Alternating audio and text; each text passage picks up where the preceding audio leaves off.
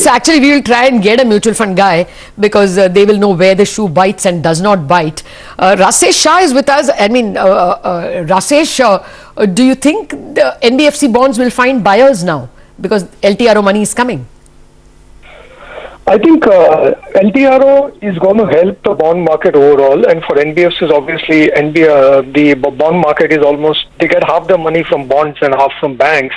So I think it will help a lot. And I think the current issue is, the 3-month client moratorium that NBFCs have given, that will result in a cash gap. So if this LTRO money, and which we also expect is requirement is about 70 to 80,000 crores, if that can come to NBFCs either via LTRO money or even some of the banks are looking at also giving fresh loans to NBFCs, and then the gap goes away, because if you have given moratorium to your customers, you need this. So I think this will be used not for so much for existing bonds, but will be used for the primary issuance. No, Rashesh, TLTRO money is targeted for NBFCs. 50% is for the smaller ones and 50% for any NBFC. Plus there is a money given for NHB. And there is money given to SIDB, so even they will SIDB can also give those loans to MFIs. So actually almost the 80,000 crore gap that you are talking about is being met, isn't it?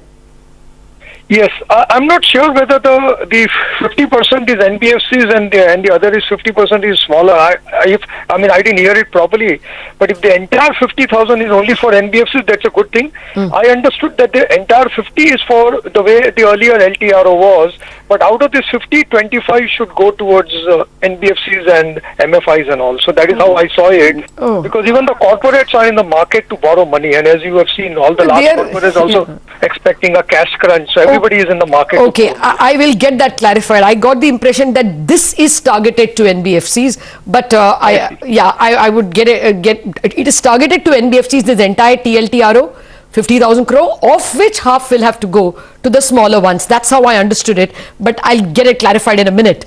Dr. Sen, I just wanted to get this from you. Do you think the vicious contraction of the economy at least will stop now because the financial sector, especially the NBFC sector, has got a line of credit? No. It will do nothing of that kind. I mean, let's be very clear. The contraction is principally the outcome of the lockdown. Of course. Okay. So what you're doing essentially, and what RBI is doing essentially, is to keep the entities alive until the lockdown is lifted. Okay. Okay. That is the objective, and that's the right objective. Because the lockdown is not in RBI's hands. What is in RBI's hands is to make sure that the financial sector and their clients remain viable till such time as the lockdown is lifted.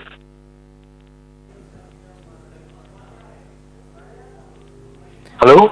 Yes, that's the view there coming in from Dr. Pranab Sen. Sir, you're saying that these measures are necessary to keep entities alive, but they don't necessarily address the problems that the lockdown itself has caused. The lockdown, of course, has now been extended till the 3rd of May.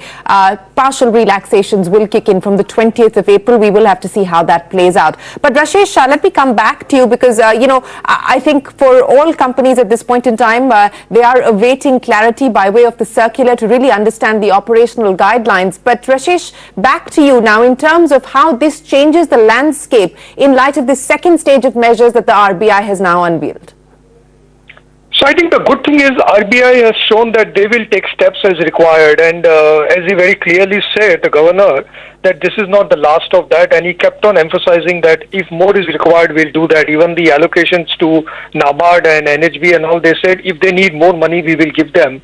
So I think that's a good thing, because I think as the economic impact of this quarantine goes forward, we will need a lot more. So I think this, the earlier 100,000 plus the 50,000 LTRO plus another 30-40,000 they've given, I think there will be another steps, and what encouraging approach was that we will continue to do what is required.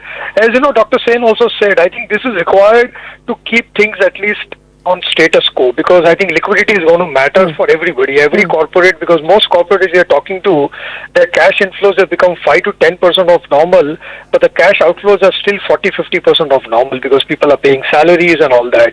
As a result of that, people need cash, and I think this is what RBI is doing.